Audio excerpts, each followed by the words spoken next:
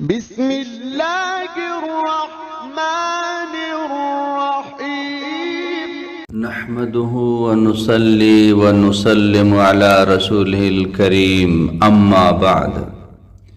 یہ وظیفہ بہت ہی جامع وظیفہ ہے۔ یہ سورہ قریش کا بہت ہی مجرب وظیفہ ہے۔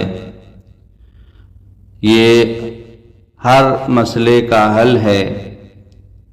یہ وظیفہ جس طرح میں بتاتا ہوں آپ اس طرح پڑھ لیں، کیونکہ اس پر تجربہ کرنے کی کوئی ضرورت نہیں ہے۔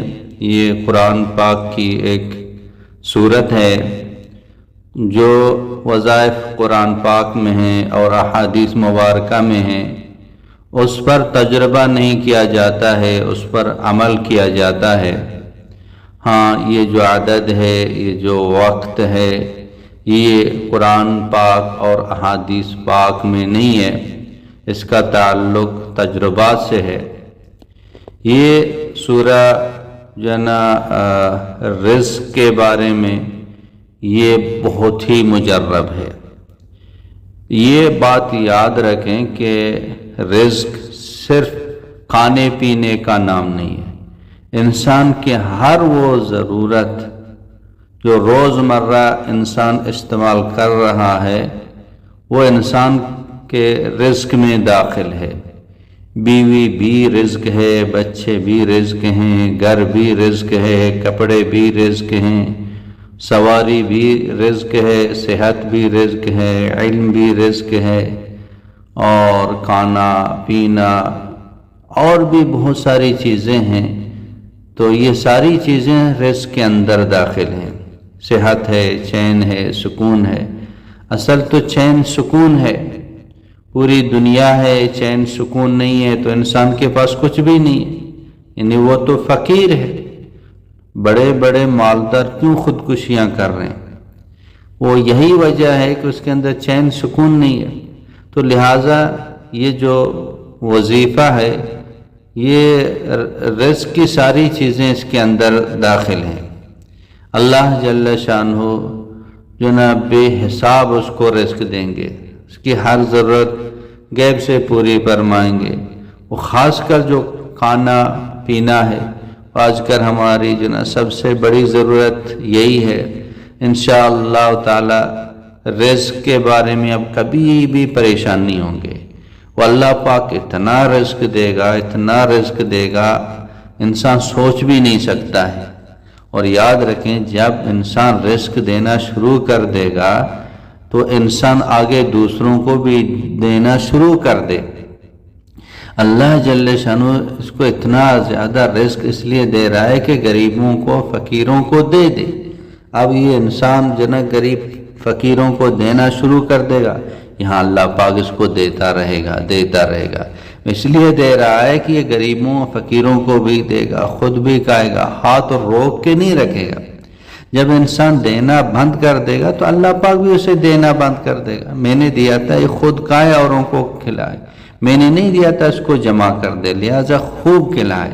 صحابہ کرام خوب کھلاتے تھے، ہم خوب کھلائے تو اللہ پاک جو نا یہ رزق کے خزانے اللہ کھول دیں گے، نعمتوں کی بارش اللہ پاک برسائیں گے۔ تو یہ جو وظیفہ ہے بہت ہی مختصر ہے، بہت ہی آسان ہے۔ یہ سورہ قریش، یہ سورت تو ہر کسی کو آتی ہے۔ آخری پارے کے اندر جو 10 سورتیں ہیں، الم تر کیف کے بعد یہ سورت ہے، مختصر ہے۔ لإیلاف قریش ایلافہم رحلۃ الشتاء والصیف فلیعبدوا رب هذا البیت الذی اطعمہم من جوع وآمنہم من خوف۔ بہت مختصر ہے، اور اس سورت کو صرف اور صرف 3 مرتبہ اس کو پڑھ لیں۔ 3 مرتبہ پڑھنے سے کوئی وقت نہیں لگے گا، لیکن آپ اس کی برکات اگر کہتے ہیں، اگر عیش چاہیے، اگر کیش چاہیے، اگر خیر و برکت چاہیے تو اس وظیفے کو اپنی زندگی کا معمول بنا لیں۔ یہ حقیقی سبب ہیں۔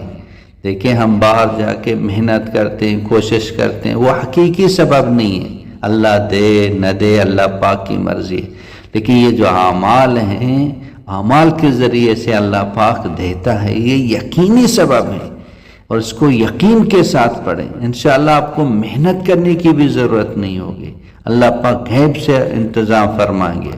یہ جو سورہ قریش ہے، اور سورہ قریش کو اب کب پڑھیں گے؟ جب بھی آپ کھانا کھائیں گے، کھانا کھانے کے بعد اس سورت کو 3 مرتبہ پڑھ لیں، شروع آخر میں درود شریف بھی پڑھ لیں تو زیادہ بہتر ہے، 3 مرتبہ، 1 مرتبہ بھی پڑھ سکتے ہیں، لیکن 3 مرتبہ اس سورت کو ہر کھانے کے بعد پڑھ لیں تو آپ سبحان اللہ، اتنی برکتیں، اتنی خیریں انسان سوچ بھی نہیں سکتا ہے، خود بھی حیران ہو جائے تو اتنی برکتیں کہاں سے آ رہی ہیں، اور جتنا اللہ دے گا اتنا آگے دیتے رہیں۔ ہر نماز کے بعد سورہ قریش کو 3 مرتبہ پڑھ لیں، بہت مجرب ہے، بہت ہی آزمودہ جو نا یہ وظیفہ ہے، صدیوں سے جو نا یہ اس پر عمل کیا جا رہا ہے، اللہ پاک دے رہے ہیں، تو ہم اس پر جو نا ضرور عمل کریں، اور اس وظیفے کو صدقے جاریہ سمجھ کر ہر بہن بھائیوں تک، گروپوں تک، جتنے سوشل میڈیا ہیں، اس کو شیئر کریں تاکہ اللہ پاک ہر کے لیے جو نا ہر کسی کے لیے اللہ پاک آسانی کا معاملہ فرما دے۔